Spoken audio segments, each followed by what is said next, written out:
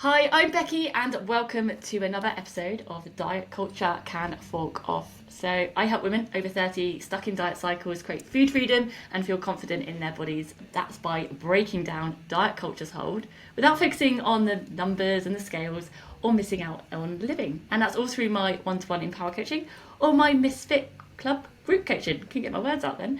And talking about how I help people, I'm very excited for this episode because I've got some very special guests with me today. I've got Leah, Tatiana, and Amy, who are ooh, can't speak, okay, who are all past clients of mine, and I really love their stories. They're so inspiring, and I'm so grateful for them to share their stories with you today.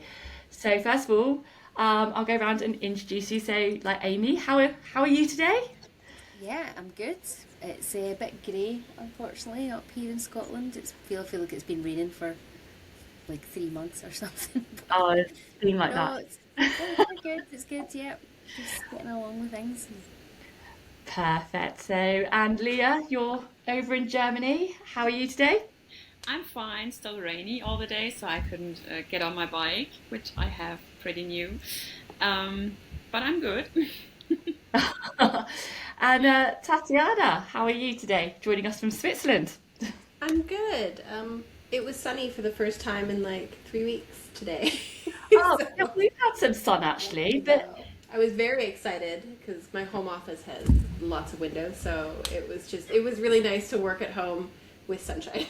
oh no, it makes such a difference actually. Like when I took Bodhi for a walk, I was like, oh my God, there's a blue sky. Like all this rain that we've been having. Isn't that? Um, but yeah, I'm so excited to share, like, because all of you have had such incredible stories, and I think it'd be great to share them. And um, like, well, I guess if we go around, like Amy, like, before you started with me, where were you at? Because I know obviously you worked with some different people beforehand, didn't you? But just like, yeah, Yeah, share your story. yeah. I feel like I've been all round the block before, and I'd previously been like a super active person. I had done some really cool, quite adventurous things. Did a lot of running, loads of, I had done triathlons. I did a lot of mountain biking, and I had just kind of gotten out of the way of everything. I Yeah. felt like I was just sitting on my couch all day, every day, and I felt like I couldn't get back to it. I felt like I'd lost that part of me, and I kind of had accepted that in a way. I had thought, oh well, I'll just be a big blob on my couch now, and that's what I'll do instead. And I just couldn't get back into the swing of it at all. I've kind of yo-yo dieted all my life, to the point though where I just felt completely like, fuck diets, I'm not doing that anymore. I've calorie restricted and calorie counted since I was in my early 20s, and I've just ended up every single time actually ended up heavier, so I didn't want to diet. I wanted to get back to where I was being active and being adventurous again, but I just felt completely stuck and kind of didn't know how to get that back, and could I even get that back? Could I be that person anymore? And I'd kind of watched your Instagram post for quite a long time, and I felt like you were in that kind of fuck diets headspace also, but seemed to have a way of still getting around all these things. So it did take me a wee while to actually like jump in to go for it. But yeah, I'm so glad I did. Thank goodness. Yeah, because I know one of the biggest things for you was like the numbers, wasn't it? You didn't want to get stuck on those like No, I didn't tracking want to calorie things. count. I didn't Yeah, want to calorie count, and I didn't want to weigh myself yeah, because I can be very all or nothing. I'm like that in my life, and I know that if I had been trying really hard and doing everything I was supposed to be doing and got on the scales and hadn't lost anything, then I would just say, no, fuck this, I'm not doing that.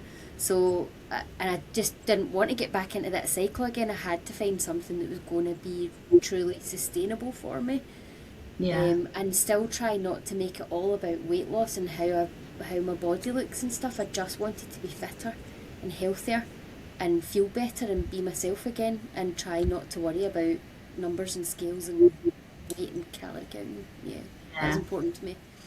Yeah, and actually, like, I think that comes across like with Leah and Tatiana as well. I know Leah, like, you had worked with other people before, and you were like stuck in a bit of a poor relationship as well, weren't you, before you started? Yes, a lot. I before I started with you, I tried so many different things. I tried apps, I tried diets, I fell into calorie counting, and I was stuck in an all or nothing approach like for years or almost decades, maybe. Like I can't just chill for one day. Rest days are not allowed. I can't allow myself something sweet because my whole journey will be rigged then, and it'll be all for nothing. I also had negative beliefs like I have to lose weight before I can go climbing, or I should lose weight before I go on the bike and do some bike packing trips because I've never seen fat people do this before. And I always felt like I have to reach a certain number on the scale before I can do things. And that was like, it was really limiting because there was a point in my life where I was really active and like I worked out every day. I counted the calories like in a fanatic way. It wasn't healthy at all. And sure, I lost a lot of weight, but I was just surviving. Like, I still wasn't living my life. Sure, I went on hikes and stuff, but I never felt good enough. I never felt small enough. I never felt like I was doing the things right because, yeah, I was slim, but I wasn't strong. Like, I couldn't rely on my body anyways. So, Yeah. yeah, Oh, diet culture. kind of far up. Yeah, and Tatiana, like, do you want to explain a little bit more about like where you were at as well? Yeah, I was lost. In my like teens and 20s and in my mid 30s, I was quite active. I played in high school. I played rugby. In my 20s and 30s, I played roller derby. I did pole dancing. I came from a really active family. My mom was a marathon runner. My dad played like volleyball and baseball and was incredibly athletic. He biked everywhere. My brother was a long distance runner. So it's not that I didn't have those good examples.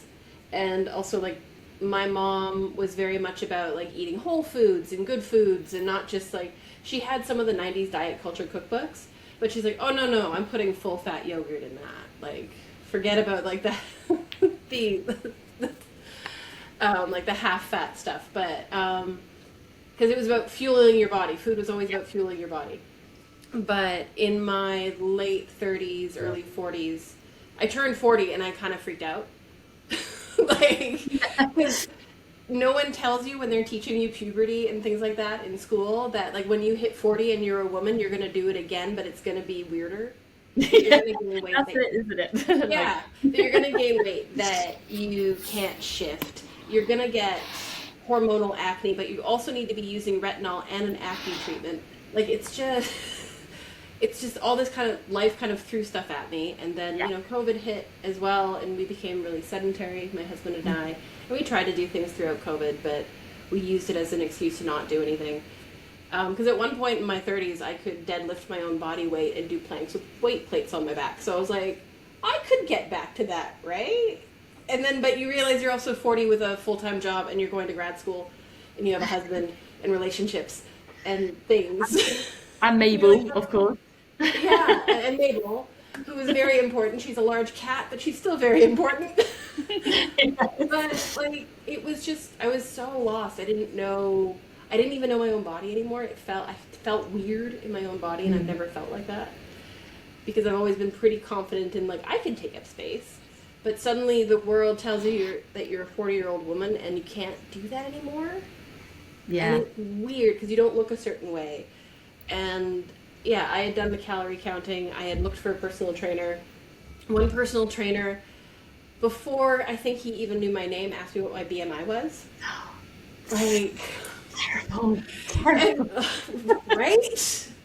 And I did work during COVID. I think it was, I want to say it was in the second year of lockdown. I can't quite remember, but I did meet a really great online trainer, and she was incredible. We did martial arts together online, and I still adore what she kind of pushed me in the right direction of like, you can do this. Because we were about the same age, we had the same interests. We were both expats living overseas. She was in Germany, I was in Switzerland. And I like aggressive sports, and she was doing like kickboxing and jiu-jitsu and things like that. So I was doing it at home, but I was still moving my body, but I still knew that I had to do more than that. But then when those training sessions stopped, I kind of like, now what? Yeah. Like, uh-oh. But like what you touched on there is, I think a lot of women do feel quite lost as well. Again, you get to like that, like round about your 40s, and it's like, okay, I'm just like going into this new era of my life, but you know, things change, like got different responsibilities, like things are different, and yeah, I think that feeling lost happens quite a lot. But I know, like obviously, you've all had like personal trainers and stuff before. Has anyone else had that experience, like Tatiana, like having that BMI, asked BMI? Amy, you're nodding. Yeah, yeah, I've had various experiences with personal trainers, like good and bad. Yeah. I've done online coaching, I've done like in-person stuff, but I had someone once, and they wouldn't let me go any further with their training until I completed a food diary for them. Like my full entire, I had to write down what I had, for breakfast, lunch, dinner, snacks, every single day for like 2 weeks. And I was like, I don't really want to do that. I don't really want to get into that. And they were like, oh well, we can't go any further then. And I was like, well, I'm just going to lie on it. I'm not telling you the truth. like I'm not writing that down. So yeah, and I did. I filled in my fake food diary and then gave them it, and they were happy, and it was not true. So yeah, I've had lots of things like that with personal trainers where I think obviously they're trained a certain way and they've got a certain way of working, and they can't see outside that box sometimes. And I've had someone who really was so super like obsessed with how much protein I needed to eat, and they were saying you should be getting 120 grams of protein a day. And I was like, whoa, that's quite, I'm vegetarian, that's quite hard. I know it's not impossible, but it's quite hard. And they were like, well, and being quite brutal with me when I wasn't maybe getting it, and I don't think I probably did it even once. It's so hard. And they were like, you're not going to get anywhere, and really give me a really hard time. And it just felt like you'd failed before you'd even got anywhere, because I've had lots of really, really sort of extreme experiences with PTs in the past. Loads of great experiences too, and learned loads from lots of them also, but definitely was very worried about going back into that place ever again. Yeah, I know Leah as well. You had because I know you're like you had that very all or nothing mindset of like relationship around food, didn't you as well? And I know you had. Did you have like a past experience with a coach or a PT? Several. I had a medical diet nutritionist actually, and she was giving me like these sample nutrition plans for a week, and was like, yeah, you get some recipes here, you can eat just like that. And I was like, I don't like fish. There's fish on it like every day. How should I substitute it? What to eat instead? Yeah, you can eat chicken. I don't want to eat any meat, thank you. It's not just that I don't like fish, but what about like no chicken, no meat? And she was like, yeah, well then, I don't know. And I was like, you're the nutritionist. You studied that. Then I had like a personal coach, and she was like, yeah, here's a training plan for you, a nutrition plan for you. Just do it on, like I wrote down, and then you will get results. And I was like, yeah, but it doesn't fit me. Like, how do I implement this to my life? How do I adjust this plan to my life, not my life to this plan? and well, it didn't work out. And she always was like, yeah, well, you don't get results because you don't follow my plan. And I was like, yeah, but I can't follow a plan. I have a life. Yeah, this is it as well. I think, like you said, Amy. So there's lots of great coaches and PTs out there, but if people like, obviously, I deal with relationship with food, relationship with body, like very much breaking diet culture, and if they don't understand that you have a poor relationship with food, a poor relationship with exercise, or need to like flip, like work on that narrative, it's like it's like, oh, I don't know how to do that, if that makes sense, and I don't know how to do it without measuring stuff or how to coach through people through that. Which is why some people, yeah, it can. I'm actually going to do a talk about this with some group of coaches soon. I'm going to be like talking about how to coach people differently when they are struggling with those things, because we don't want to go down obsessive behaviours anymore. You don't want to, don't have to focus on numbers, and I think that's why people get so caught up.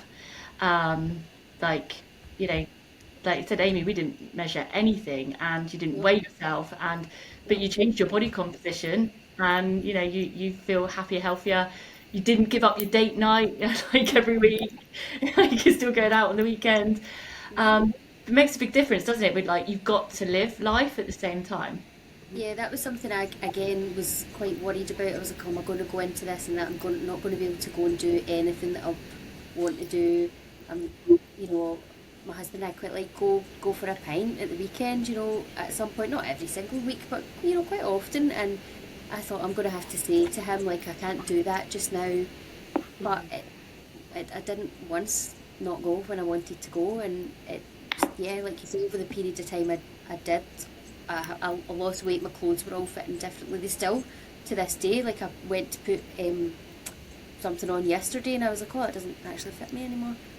So I'm still finding those wee wins, but it was so tempting. I wanted to weigh myself so badly. It was so like ingrained in my brain. I had to actually get my husband to hide the scales, the bathroom scales. I now don't know where they are in the house. Oh, that's good. That's usually my advice, and chuck them out the window. I keep them because I every now and then have to weigh my cat for his medicine. Keep them. Tatiana's nodded. You have to weigh Mabel. Yeah, well, that's why we got her a litter box that has a scale in it. Oh. Yes. Yeah. So good. But yeah, Tatiana, because I know you've got a lot on your plate as well, with like studying, like work, and you travel a lot as well. Obviously, you've got family in Canada, and you go to Germany and things as well. Yeah, and like that was the big thing, because I think the week I started with you, I traveled. Yeah. Like the week I started with you, I traveled to London with my best friend, and I hadn't seen my best friend at that point. Pre-COVID, I think. Can't quite remember, but it had been a while. No, post-COVID. But I still hadn't seen her because I'm an expatriate. So you see your family very, very rarely. You see your chosen family very rarely. And so I hadn't seen her in a while. And I knew that week we were in London was probably the worst time to start something like that. But I also have a mindset of like, if not now, when? Yeah. So, and I did what I could. And I mean, we were walking like tons every day. So the fact that we were gorging ourselves on every little bit of food that we could find didn't really matter. But yeah, I've got, I work pretty much full time. I mean, here they call it 80%, which is like I have a day off a week. But I'm also in grad school. And I think I also started grad school around that time. No, I was already in grad school, I think, at that point. I can't quite remember. But it's a lot. And I mean, you still want to have a life, but you also don't want to be so regimented. You're like, because that's when the shame sets in, that if you do, especially for me, that if I don't do the thing that I set out to do, I then feel bad, and you end up self-flagellating about like, I didn't do my 10,000 steps. I'm a terrible person, and I'm just going to give up. And I found with this program, because I have so much on my plate, it's like, just do what you can when you can. And yeah. I don't mean that in like you kind of stack the end of the week. It's more that I just had to build it into my routine. I had to build it into my day, just like how I built grad school into my day. Yeah. which I also then found out I could read an article for grad school while on my treadmill. There you go, habit stacking. Yeah, habit stacking, stuff like that. I also have a husband that would like to see me.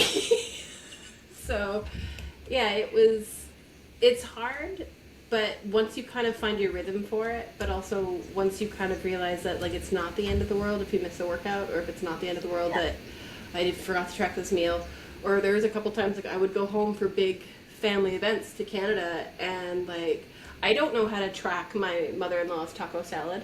It's very good. It's really tasty. Yes. So I was like, I had her taco salad, so I didn't count calories, because for me that's down that path lays dragons. But for me, I'm like, just be aware, like, yeah, it's taco salad, but there's a ton of veg in it, and there's like other things in it. And I'm fairly sure if I looked at it, it's probably pretty high protein. I really should look at it because it's very tasty. Like, but yeah. Yeah. But yeah, it's all about like breaking that perfectionist mindset that I was talking about and the all or nothing thinking. Because you're right, like a lot of people think, right, I have to do X amount of workouts and they have to look like this, and each week needs to look the same, and I have to like check all this list off every single week. But every week's different. Like, and I think what we forget is that, especially now in this time, everyone's busy. Like people have busy lives, and you can't just wait for like, I'll wait till it calms down. You have to find like a way that fits around what you're doing, basically, or you'll never change. Like it is harsh, but like it's true. Um, I was also going to ask actually, like the apprehension before joining, because I know Leah, like because of I know you put in your testimonial actually about like having a lot of apprehension. I can't speak apprehension before starting. Do you want to talk through like because obviously what that felt like, you know, what made you change your mind? Um, Actually, I was really suspicious because, well, there was this online coach I found on Instagram, and I was like, yeah, well, what's worse? So, because of my bad experiences before, I was really like, is this really what I need? Because there were a lot of things to think about, actually. My native tongue is German, so I can speak English, of course. I learned it. I have a lot of English friends. We're talking in English a little bit, or mostly, but still my native tongue is German. And I was like, yeah, well, how it's going to be if my coach will be a native speaker in English? Will I get everything? And but I understand everything. And I was like, yeah, well, I guess that was the smallest part. Yeah. But then I was like, yeah, well, will I be able to be honest with her? Because, like Amy already said, I tend to lie. If someone wants to look at my nutrition plan with what I ate this week, I will be like, yeah, of course, I'm gonna fine tune it for you, so you won't get mad at me. And of course, I will get results with this plan. I will specifically make for you, but it's not actually true. So. And then we had the call, the first get to know us call, and I was like, yeah, well, I think I can handle this. Because it never felt like I was talking to a coach, really, but more like a friend.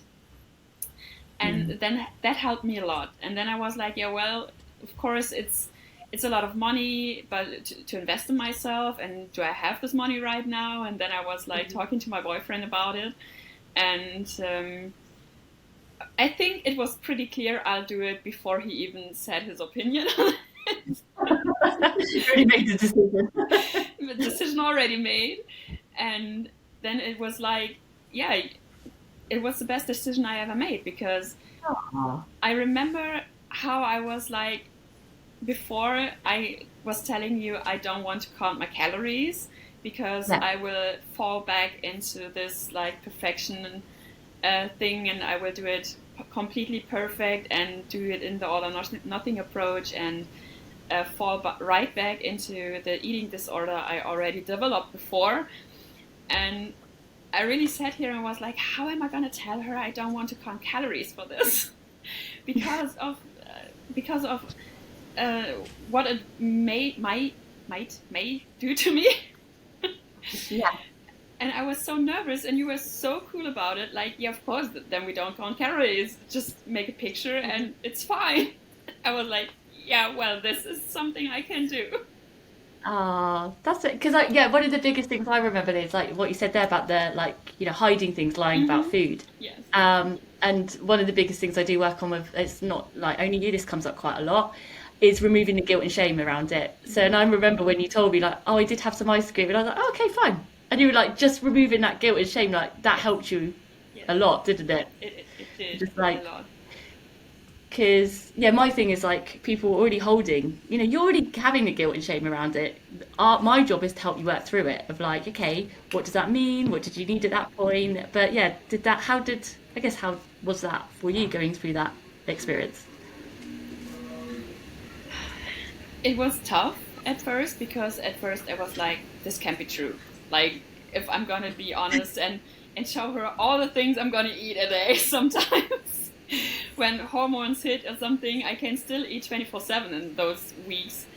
But then I was like, yeah, well, of course she'll say, maybe you can adjust the meal or add something more like protein or add this or that.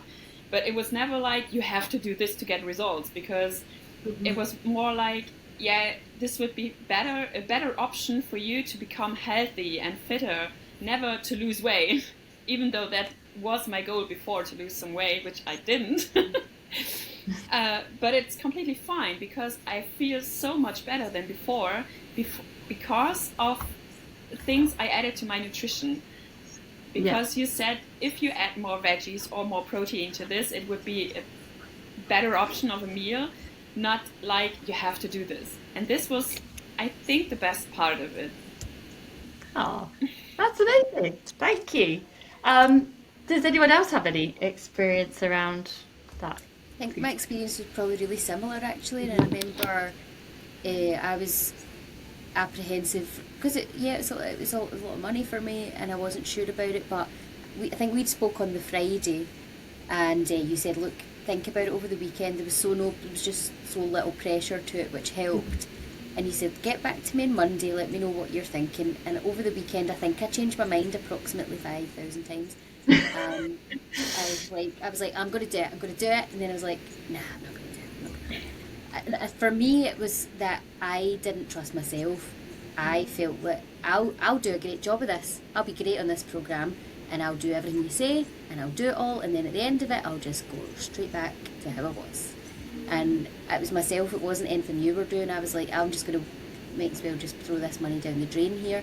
So, but I actually again spoke to my husband about it, and he was really encouraging, and he kind of talked me into it actually, and was like, look, if you're not feeling good, you have to just do something, do what you can, and this sounds great, give it a go, money will be fine, like, don't worry about it. And he's a total green flag, so he was like, yep, go for it. And I did, yeah. And then I remember telling you on the Monday, and then be like, oh God, what have I done?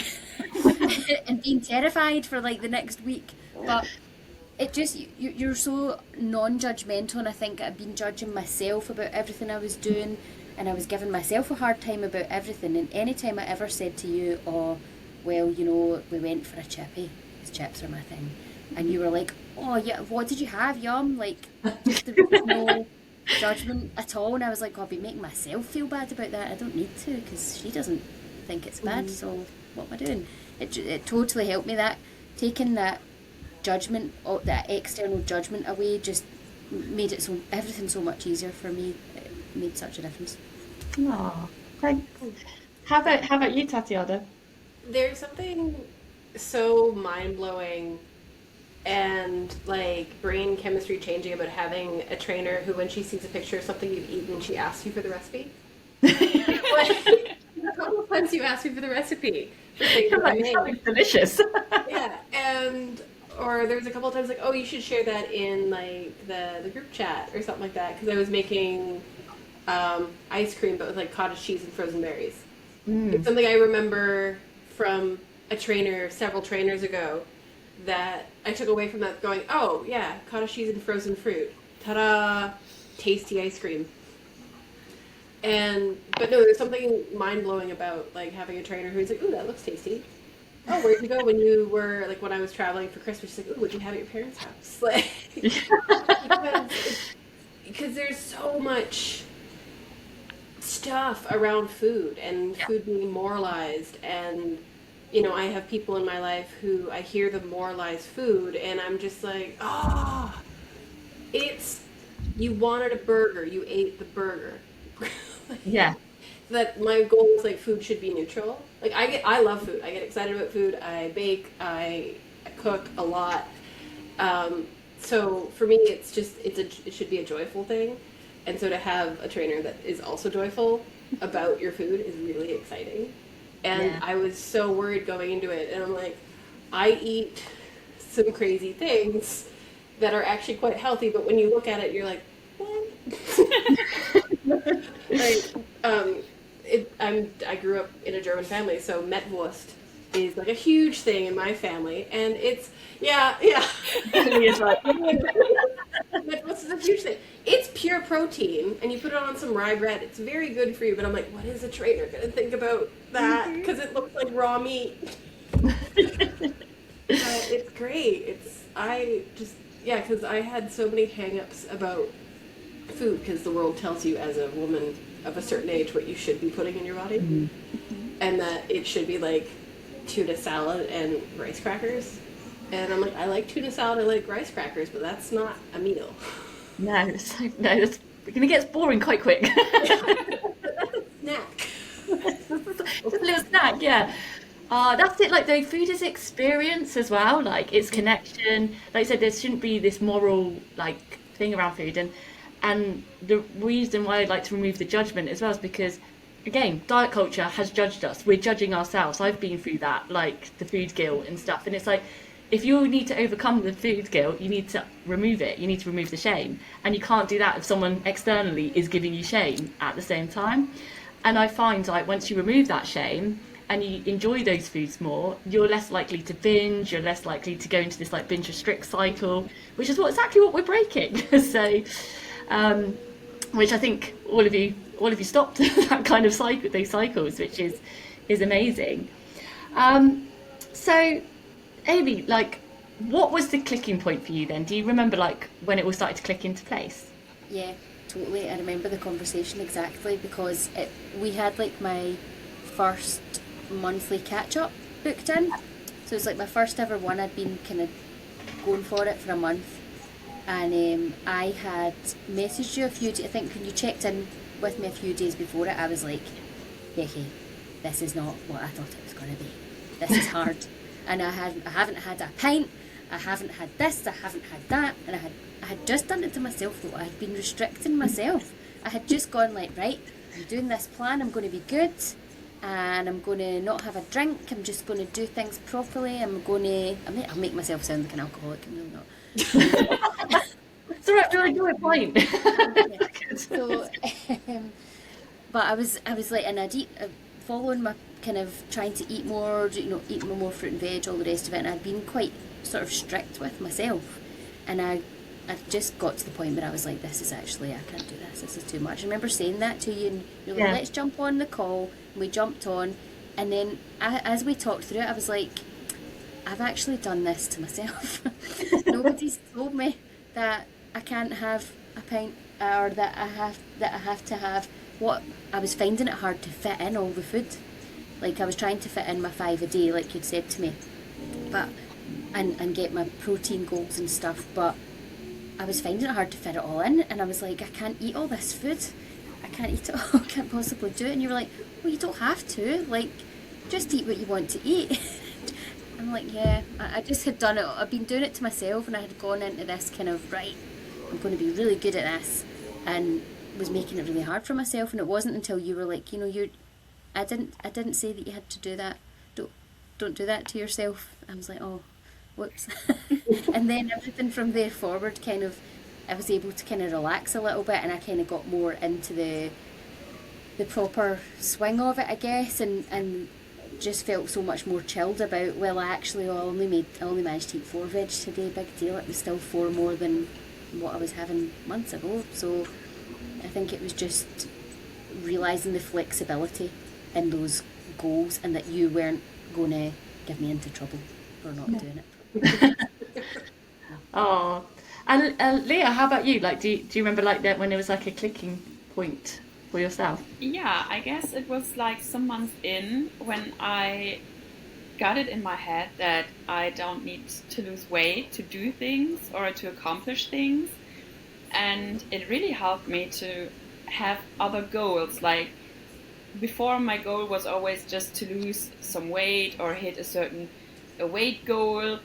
And with your program, I didn't really lose weight, but I gained still so much more other than weight.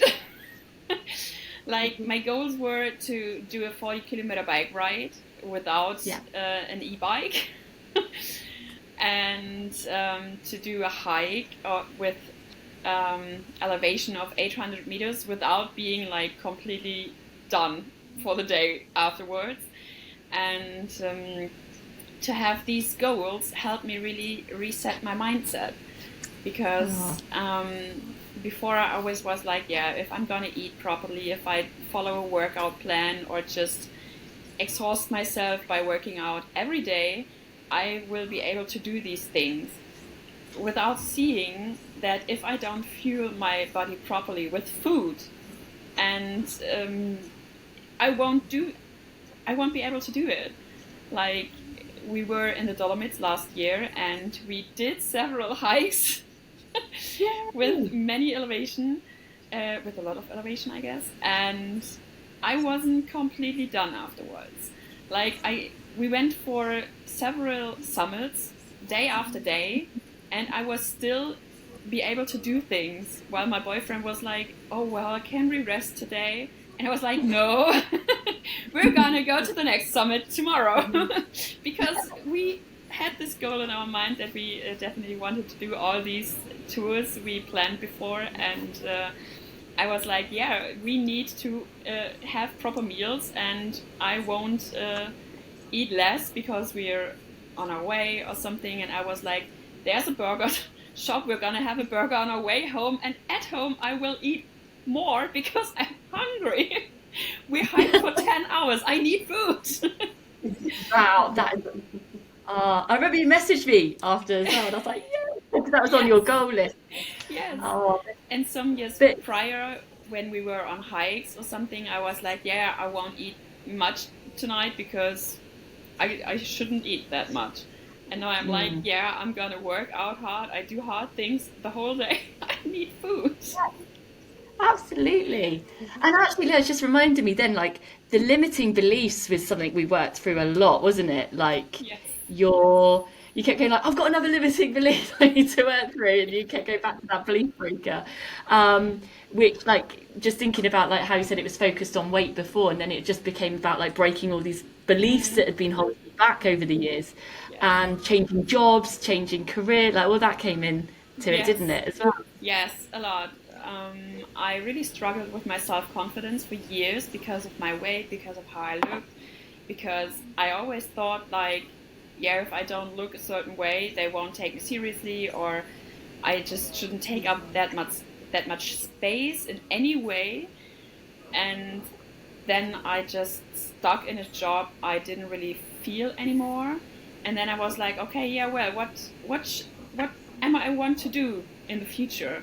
And then I was like applying at a vet clinic, and I got the job. And then I was like, yeah, maybe that's still not the right thing for me, because I started a job for like approximately 6 months, and I was like, yeah, this job is great, I want to stay here. And then I worked through all the hard work again, which at first it was like hard to work into the job, into applying to the vet clinic, getting the job, and I was like really happy.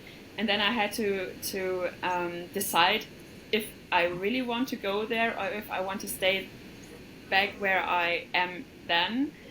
And I stayed. I decided against the vet clinic for several reasons.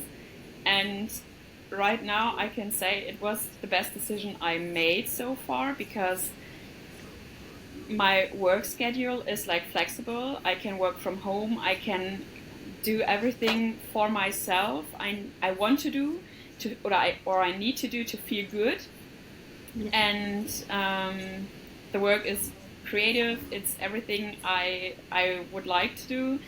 And I realized last week I always wanted to work from home, and now I just have it. I didn't even realize this was a kind of goal I had before, and now I'm like, yeah, I'm working from home. I got the promotion. I am doing a really good job. Yes. And all these were things I was never really able to process or really acknowledge even for myself, because I always thought like, yeah, my job is, or I'm doing a good job, but not really believing it. And I guess that was such a negative belief I had stuck with me for years.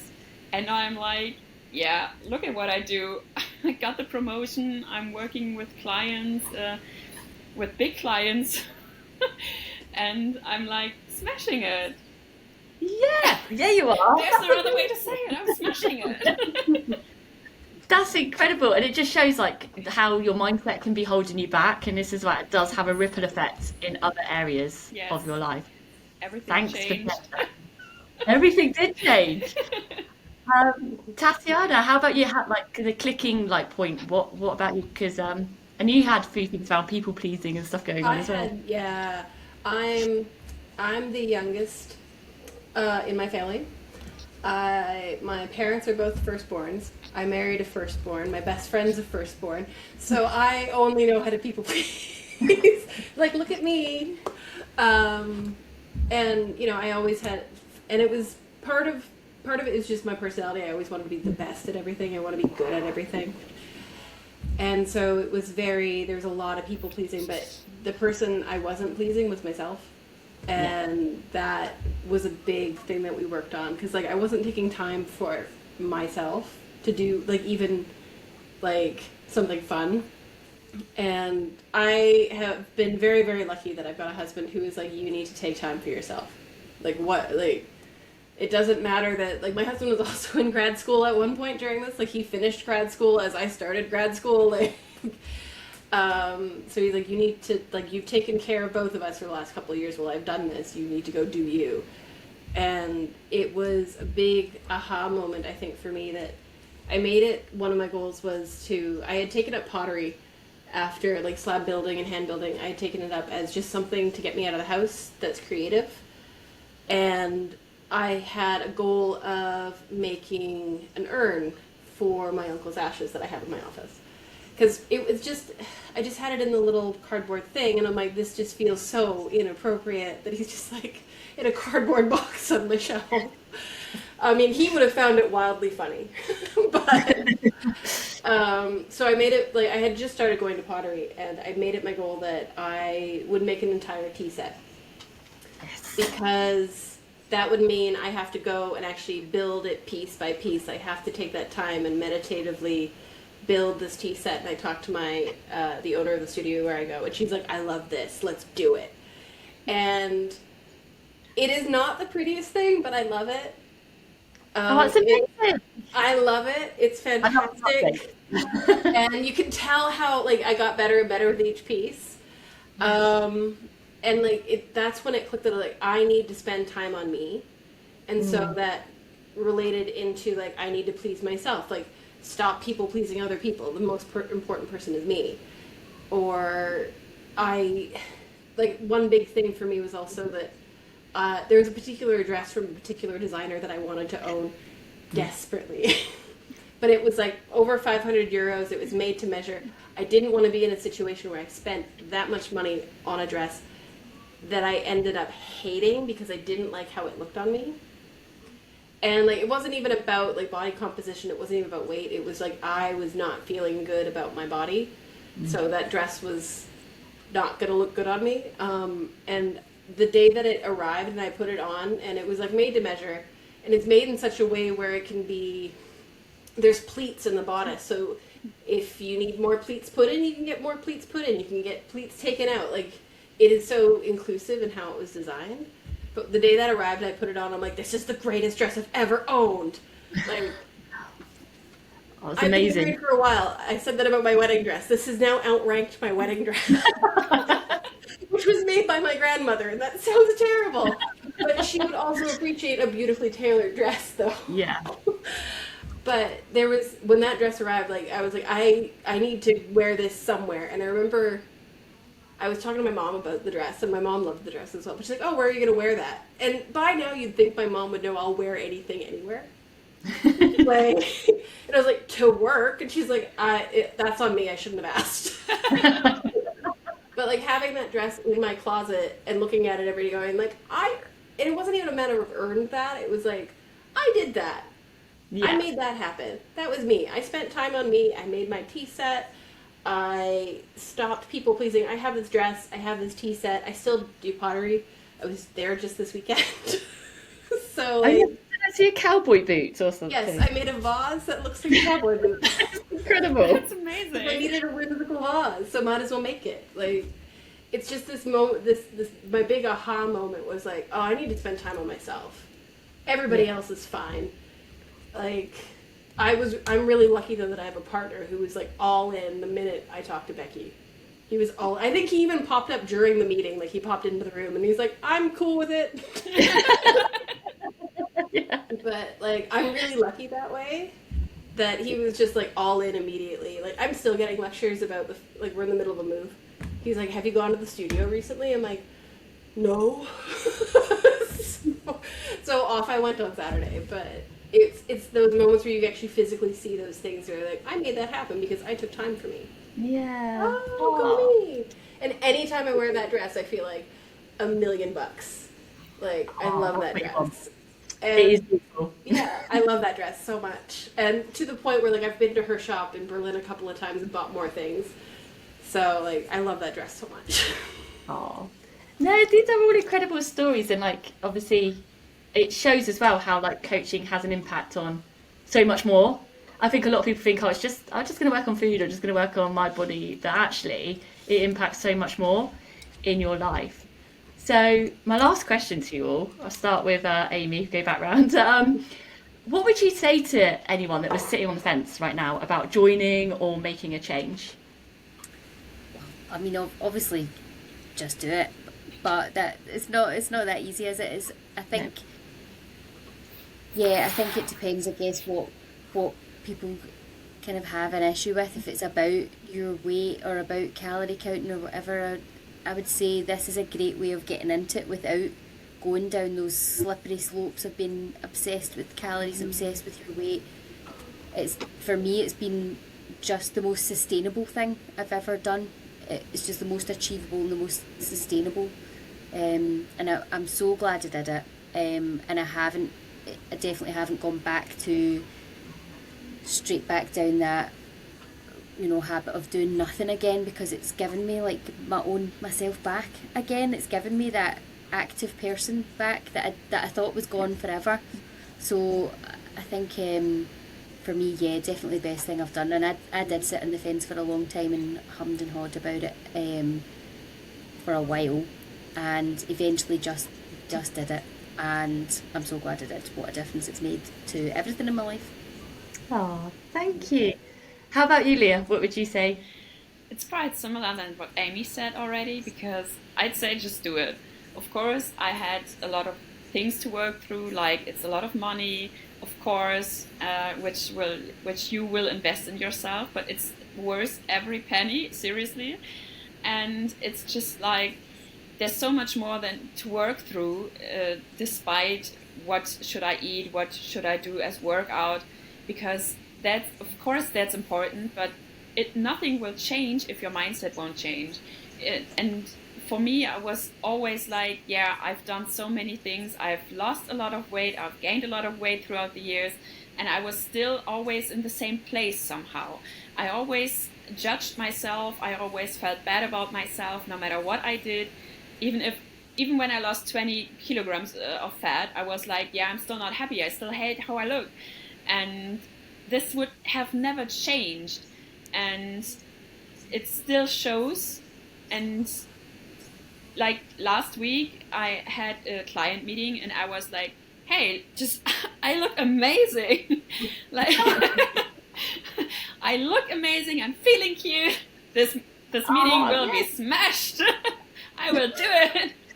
It's like a different person, Leah, than like when we first started. Yes. I love it. Yes, and it's not just like I still haven't lost a lot of weight or something, but working through all these limiting beliefs I had, and working about how I perceive myself, it shows in every aspect of my life. Like, I remember last year or the year before, I went to like a whole women's meeting down in southern Germany, and it was like a full day full of women, everyone was different, and I knew I was like, I wanted to show who I am, and I was like crocheting some top for myself. It was belly free, and I was like, yeah, I will never gonna wear that. And I walked through a really, I don't know, Stuttgart in Germany, it's like a really big town. And I walked in this belly free top with a short skirt through the town to this meeting and spent the whole day like this. And I was like, yeah, well, I look great. Oh, yeah.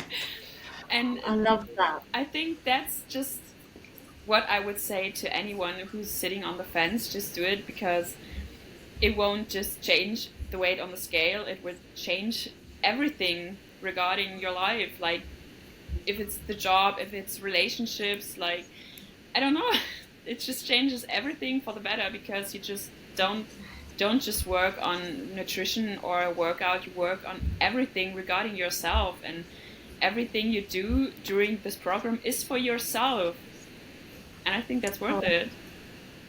Oh, amazing. Thank you. It's amazing feedback. And I'm going to go all red about that. And Tatiana, how about yourself? I think for me is that there's never going to be the perfect time. Like, I think people really need to like come to grips with that. So something my mom said to me ages and ages ago. My mom took up running because she needed something that was hers, something where she wasn't someone's mom, someone's wife, someone's like it. She needed something that was hers, and so she realized you don't have to be at a crisis point. You don't have to be like, it doesn't have to be the perfect time. So my brother and I were actually quite young, and my dad was doing his PhD, so she needed to find something that was hers. And so for this, the timing is never going to be perfect, ever. Like, for any, I literally started this at the worst time. I was traveling, work was crazy, I had just started grad school, I was dealing with a bereavement, with the loss of my uncle. Like, this was probably like the worst time to start something new. But it was also the exact right time to start something new. I wasn't at a crisis point or anything like that, but I just was lost and needed help. And there came Becky with a flashlight. Like, I'll show you the way. Yes, it's over here. Like, we got you. And I think the other thing I would tell people is that you're seen as a whole person. You're not just a weight. You're not just a before and after photo. You're not just a number or measurements or a food journal or whatever. You're a whole person. And I think that's really important to be seen as, especially if you're a woman who's in like maybe her mid to late 30s, early 40s. Not being seen as a whole person is really hard. And it also helps that like you kind of want to, you're attracted to being with people who are similar to you. And you're like, oh, well, all these people are kind of on the same journey. We're all, or how did I put it once in one of our check-ins? Like, we're all in the same storm, just different boats. Yeah, or something like that. Something like that. Like, good some of us thing. have a dinghy, some of us have a yacht, some of us are on the Titanic. Like, it's like, you're a whole person when you're in this program, and that's a really nice thing to feel. And you have a community, and you have people who are trying to turn this boat around. I'm going to stop with the boat metaphor. But it's, and for me, it's like, it's never going to be the perfect time. Ever. It's not. And if not now, when? Like, when is going to be the perfect time? Like, probably never. Time is the one thing that we have a limited resource of. You're never going to get it back. Like, so what are you going to do with it, I think? is always going to be. That's what I think I said that the other day on a post. So sometimes it's a bit harsh, but I'm like, sometimes you have to be like, we do only have a only limited amount of time, and like I'm like, do you know what? I'm done with spending that feeling guilty and shamed around food. Like, I'm done with diet culture, and I've definitely got a fire in my ass at the moment about patriarchy and stuff going on in the news. So now that's my new thing. It's like, no, we need to not waste time on fighting for things and being our confident true selves. But yeah. Has anyone got anything else they would like to add at all? No? I'd say thank you so much for joining me today. That was an incredible conversation. I really appreciate all your time. And for those listening, I hope you enjoyed it as much as I did. If you do want to know more about my coaching, I've got the link below in my show notes, so you can just go ahead and click on that. If you do want to chat to me as well, reach out on Instagram. I'm always open for a conversation. But apart from that, I will leave it there, and I will see you on the next episode.